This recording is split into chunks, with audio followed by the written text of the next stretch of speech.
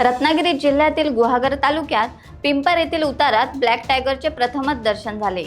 दोन्ही बाजूने खाडी आणि मध्यभागी विस्तारलेला तालुका, त्यामुळे हा ब्लॅक टायगर सह्याद्रीच्या पर्वतरांगांमधून गुहागर तालुक्यात आला असावा आणि त्याचा येण्याचा मार्ग चिपळूण तालुका असण्याची शक्यता वर्तवण्यात आली आहे। तसेच खेड तालुक्यातून गुहागर तालुक्यात येताना मोठी खाडी लागत असल्याने या खाडीचे अंतर पार करून देखील ब्लॅक टायगर येऊ शकतो अशी शक्यता वर्तवली जात आहे। ब्लॅक टायगरची संख्या कोकणच्या सह्याद्री पट्ट्यात सध्या वाढलेली दिसून येते।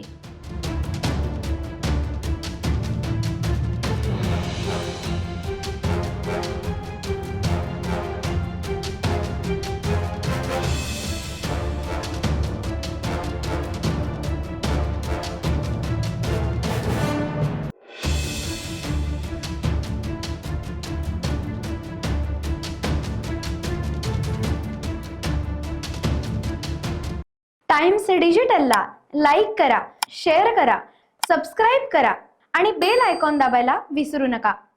Times digital.